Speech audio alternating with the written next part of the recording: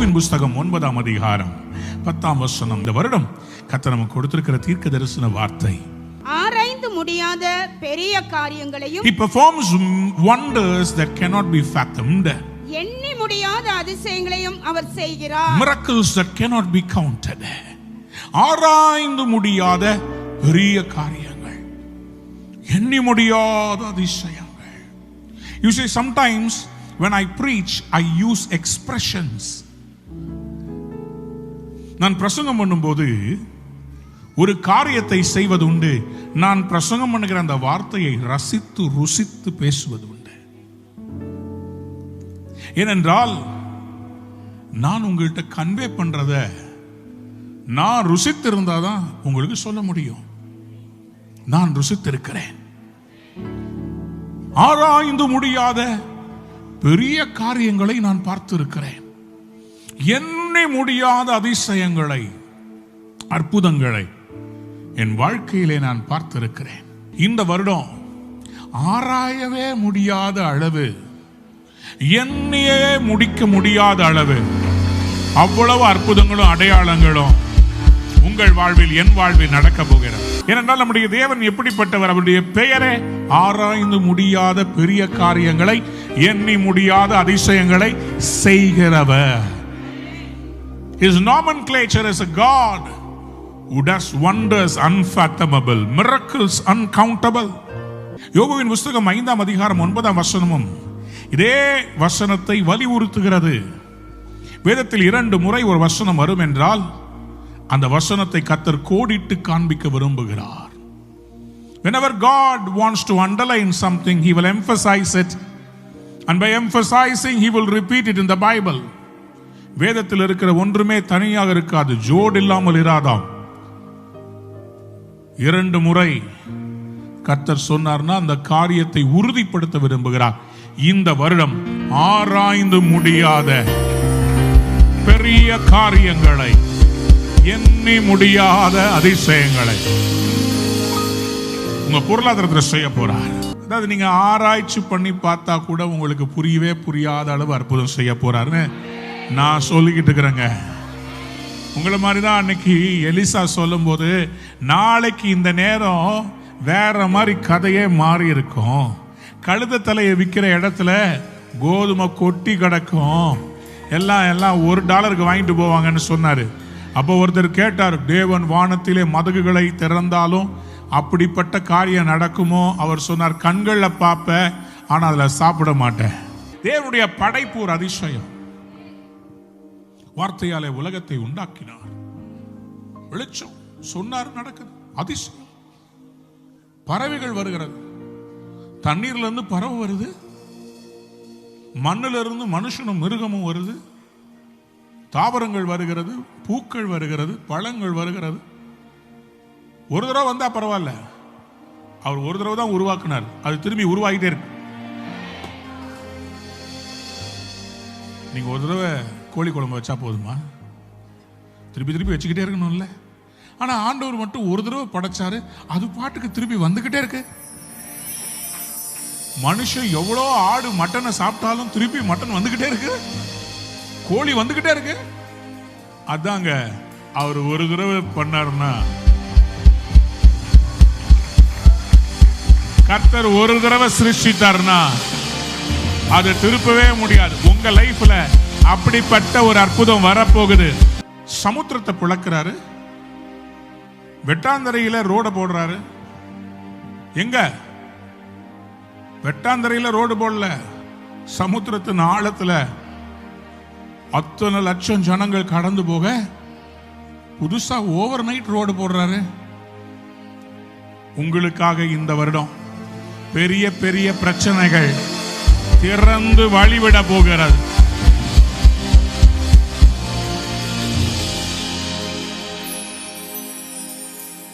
புருஷர்கள் 25 லட்சம் பேர், எல்லாரும் சேர்த்து ஒரு 35 லட்சம் பேர்.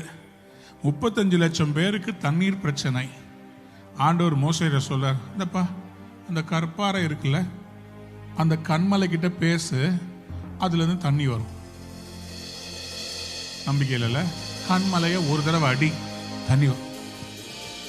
நான் சிம்பிளா சொல்றேன், சென்னையினுடைய பாதி பேருக்கு தண்ணி குடிக்கிறதுக்கு, சமைக்கிறதுக்கும் அத்தியாவசிய தேவைகளுக்கும் ஒரே ஒரு டேப்ல இருந்து தண்ணி வரும்னா நம்புவீங்களா?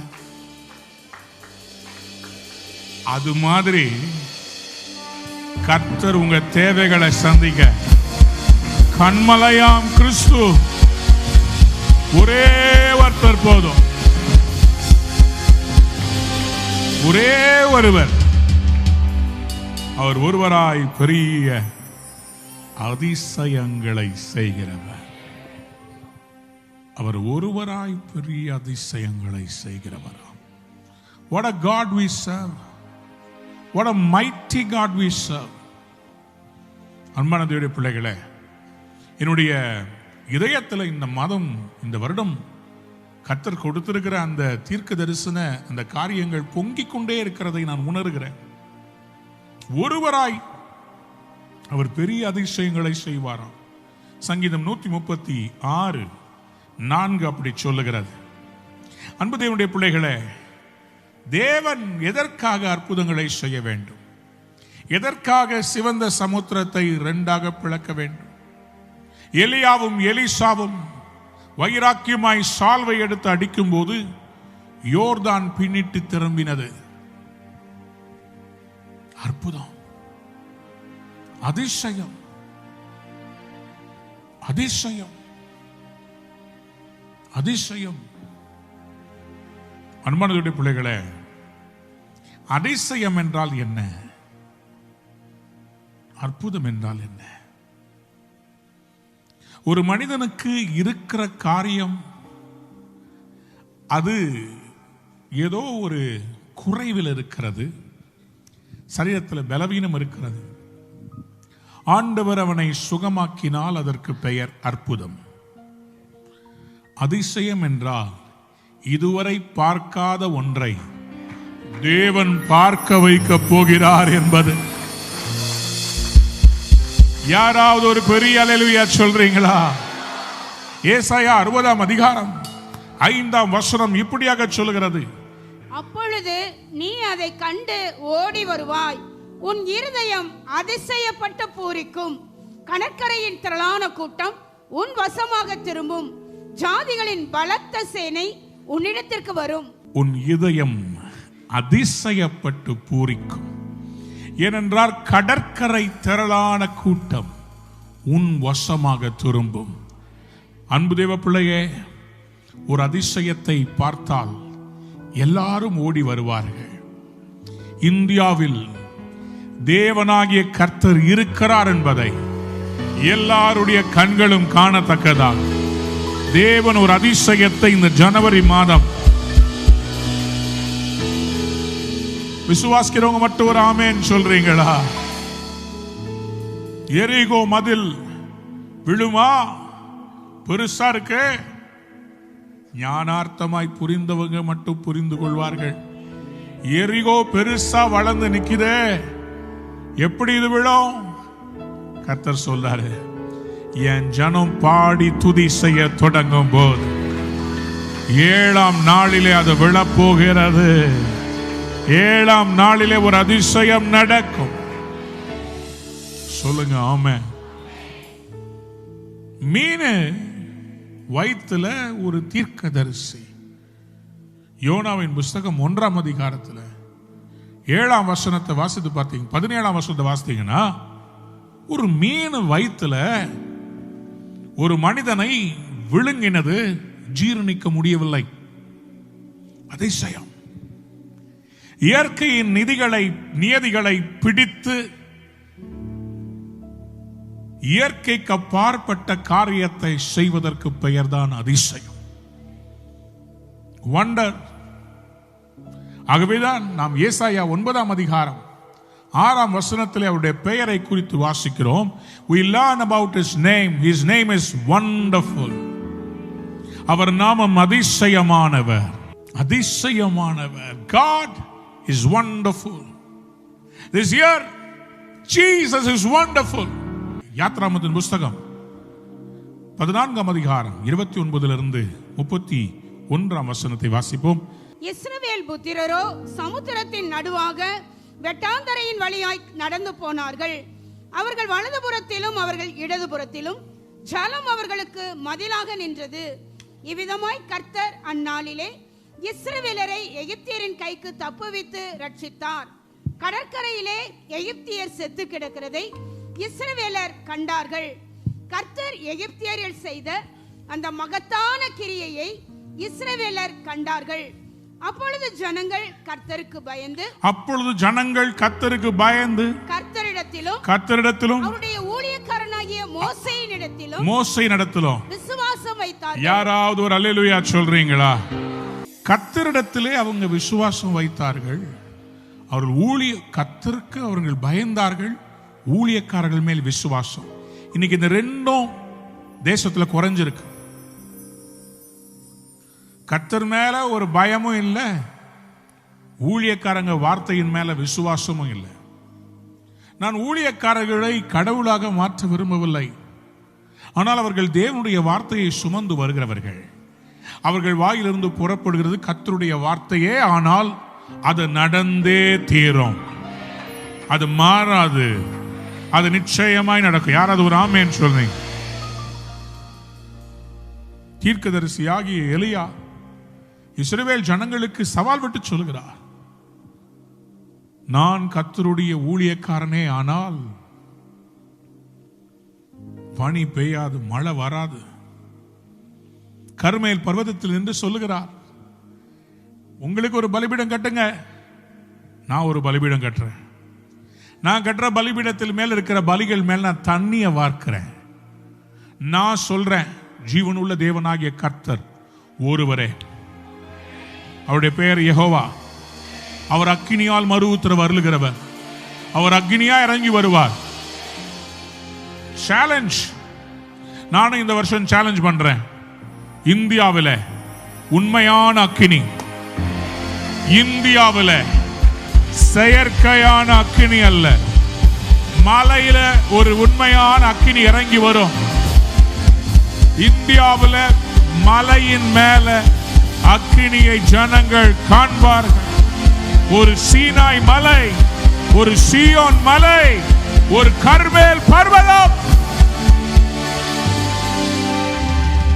நான் ஆண்டவருடைய ஜீவனை கொண்டு சொல்றேன், கர்த்தரே தெய்வமானால் இது நடக்கும்.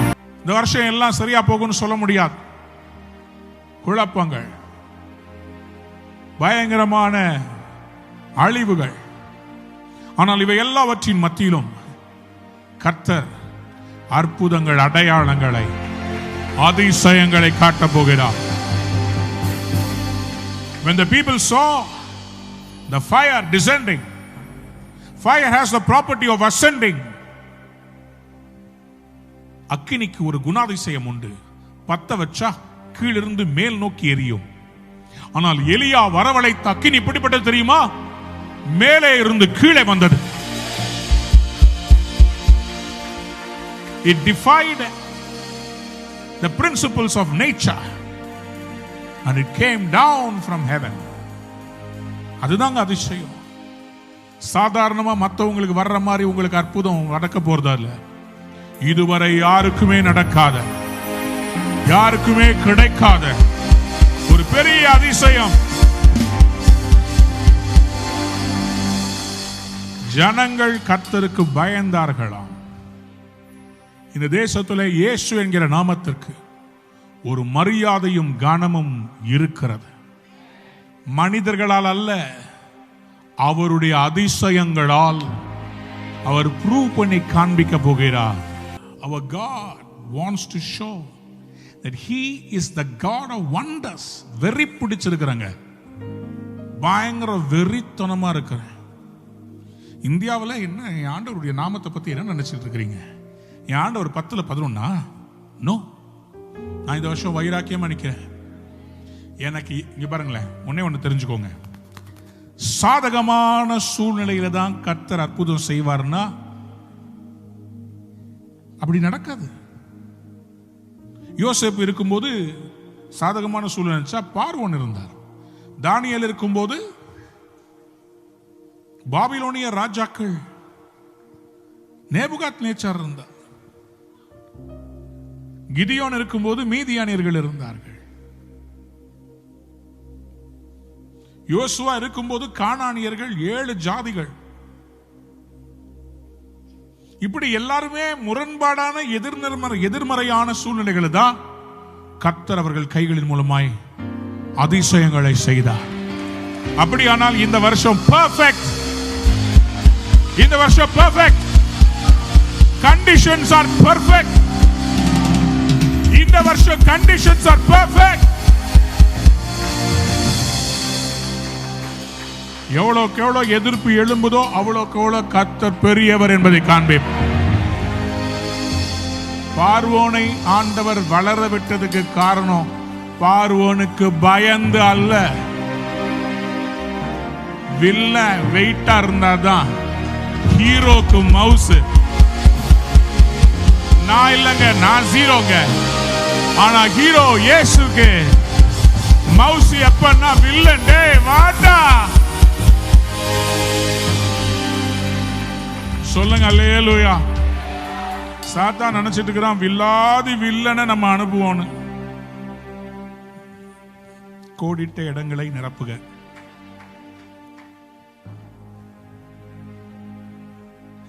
புரியல?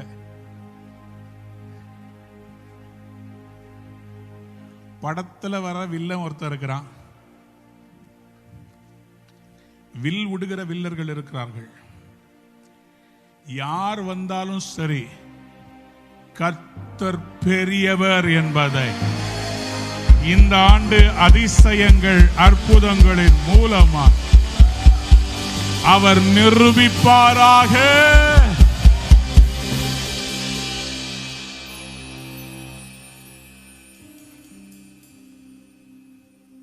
இருதயம் அதிசயப்பட்டு பூரிக்க போகிறது.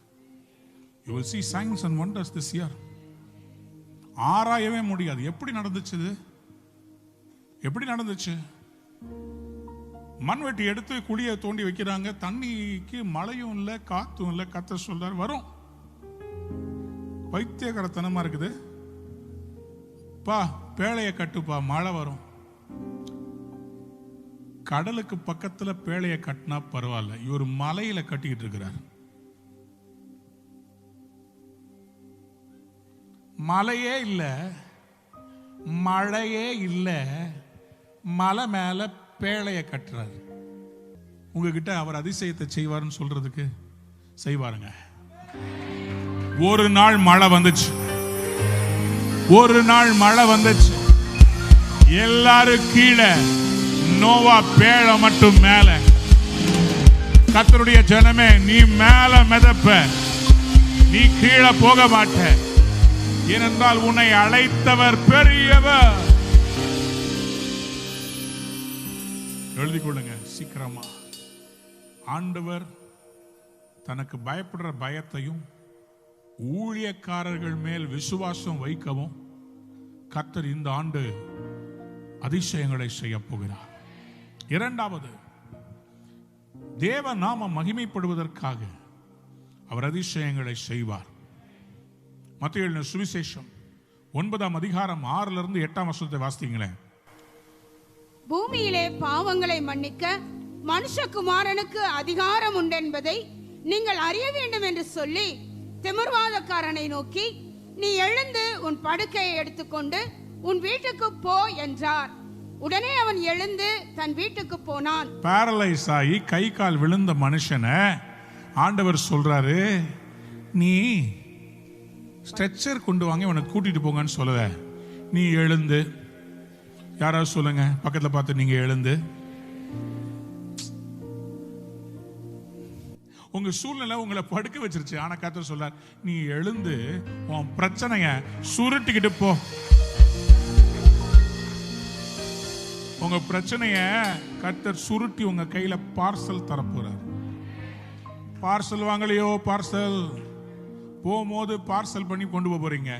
எது உங்களை படுக்க வைத்ததோ அதை நீங்கள் கையில எடுக்க போறீங்க.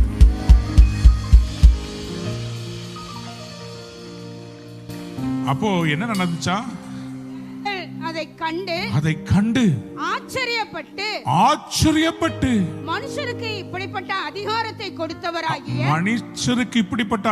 கொடுத்தவராகிய தேவனை மகிமைப்படுத்தினார்கள். எல்லாரும் ஒரு அல்லேலூயா சொல்றீங்களா? அற்புதம், அதிசயம் இந்த ஆண்டு நடக்க போகுது. இந்த வருஷம் அதிசயங்களை, அற்புதங்களை பார்க்க போறீங்க. ஆச்சரியப்பட போறீங்க. தேவ நாம மகிமைப்பட போகிறது.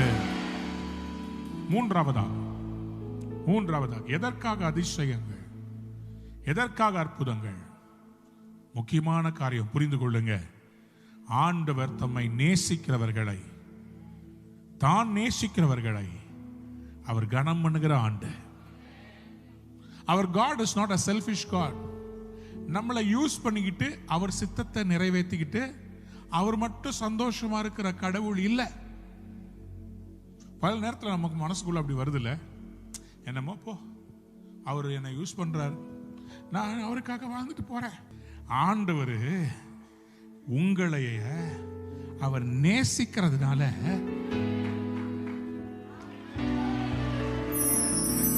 அவர் அதிசயத்தை செய்து அதை உங்க மூலமா செஞ்சு, புரிஞ்சவங்க யாராவது ஒரு அல்லேலூயா சொல்றீங்களா? என் மேல அவர் அன்பு வச்சதுனால என் பிதாக்களுக்கு இட்ட ஆணையை காக்க வேண்டும் என்பது.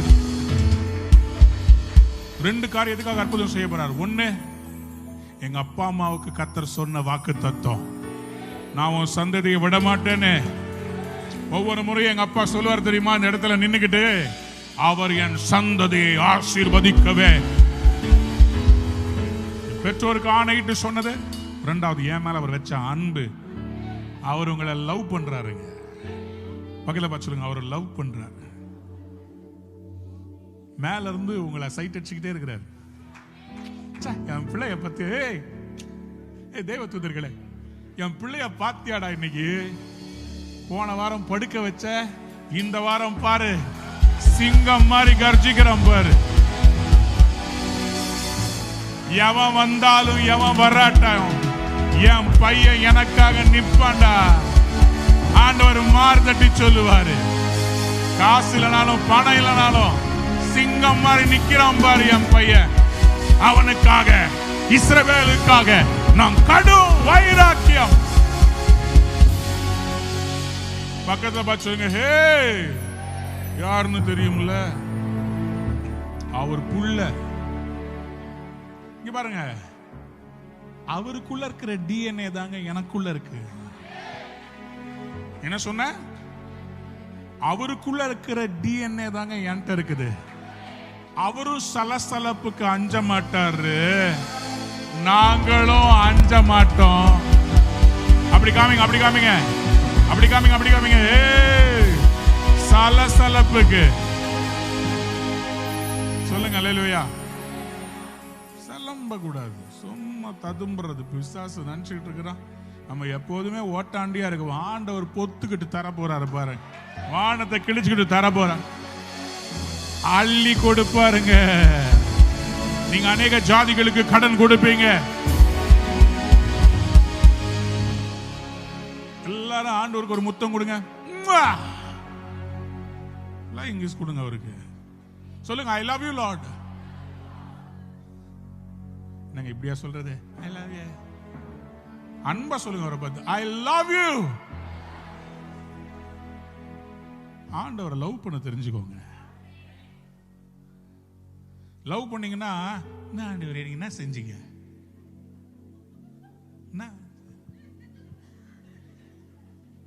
லவ் பண்ணீங்க வச்சுக்கோங்களேன், I know, I know, I know, I know, I know, I know, I know, I know. Delay ஆனாலும் லேட்டஸ்ட் மாடலா தருவீங்க, லேட்டஸ்டா வரும். லேட் ஆனாலும்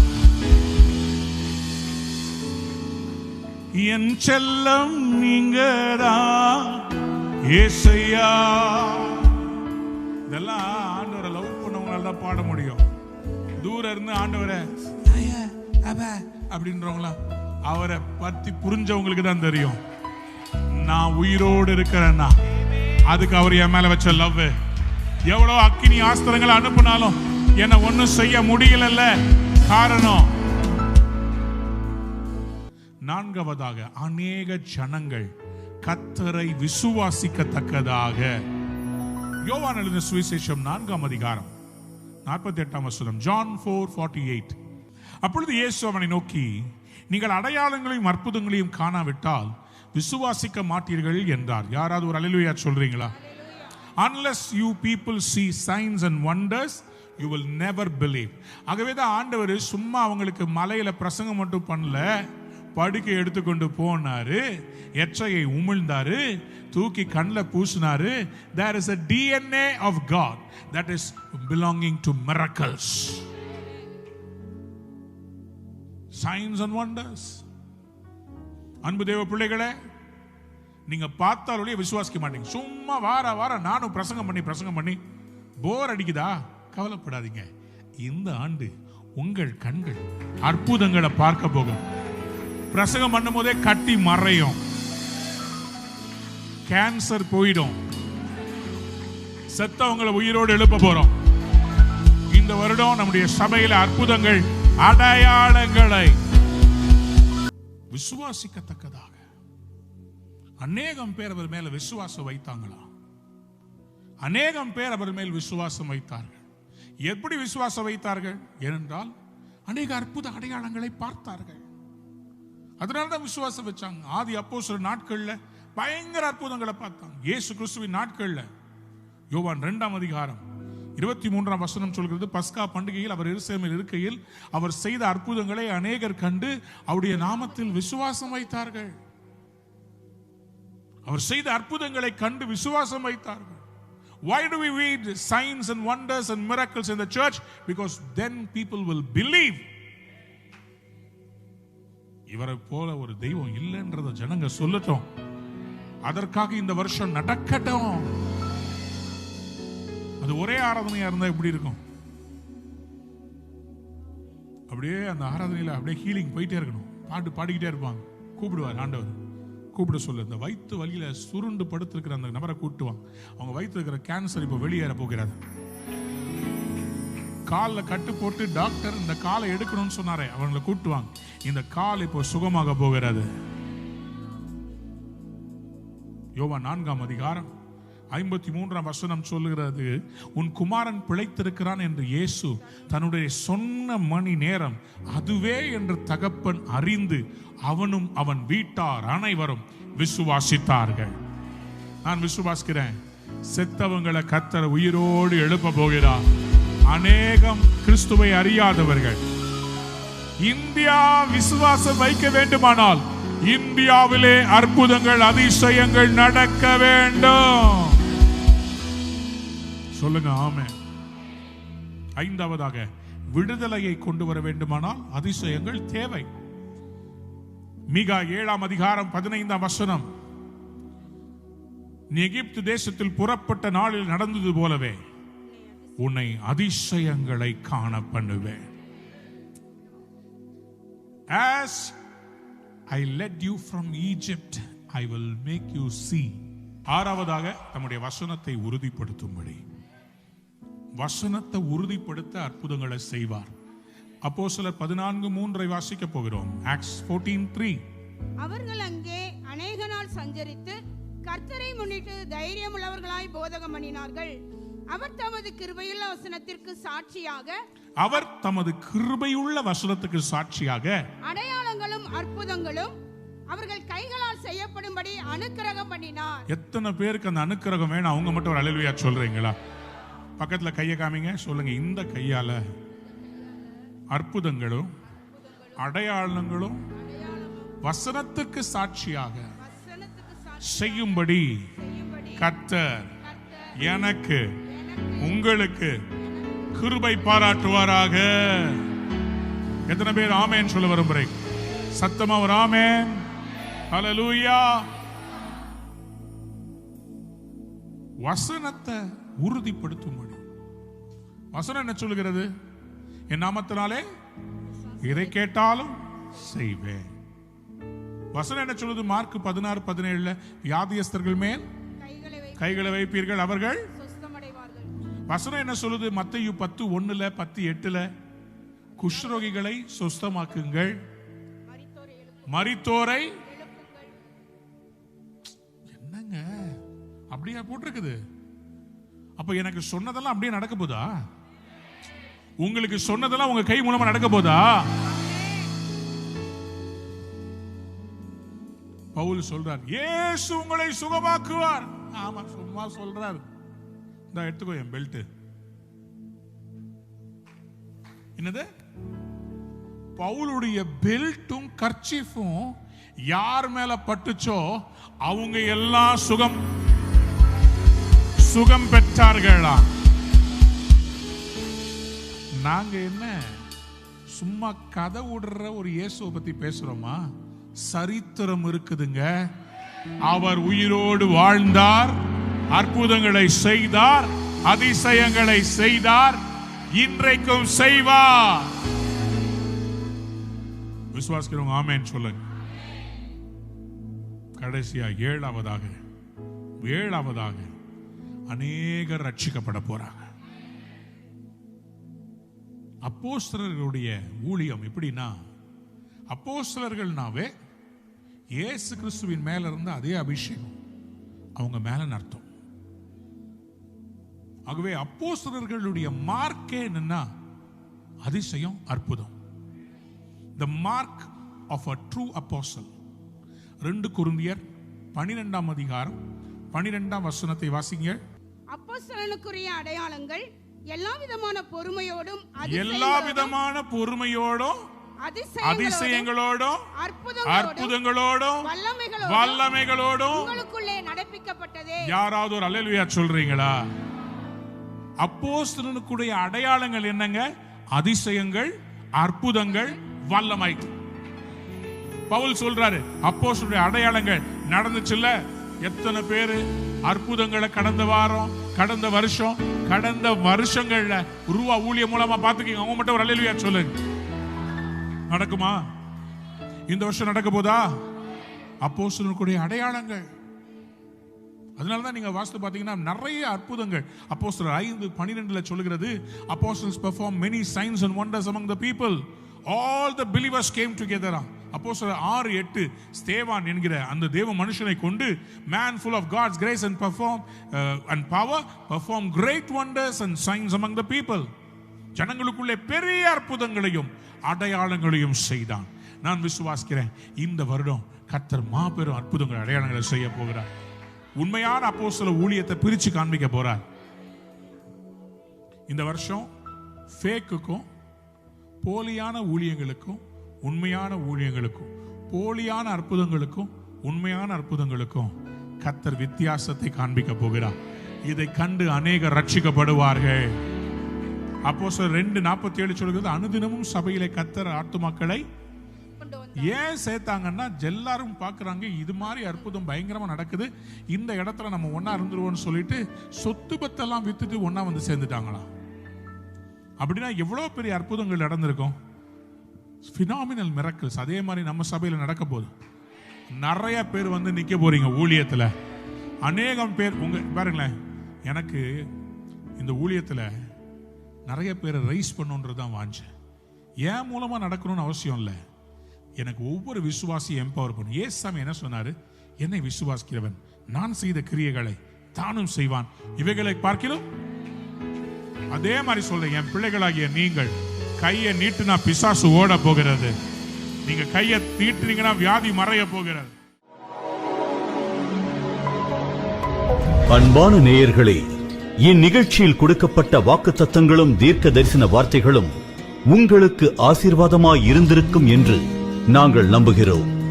நீங்கள் பெற்ற ஆசீர்வாதங்களையும் ஜெப விண்ணப்பங்களையும் மற்றும் உங்கள் காணிக்கைகளையும் அனுப்ப வேண்டிய எங்கள் முகவரி: ரூவா ஊழியங்கள், எண் 82, ஜவஹர்லால் நேரு சாலை, சிம்ஸ் மருத்துவமனை எதிரில், வடபழனி, சென்னை 26.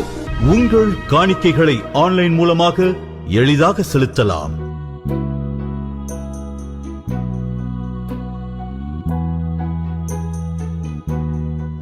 எங்கள் இணையதள முகவரி www.ruhaministries.org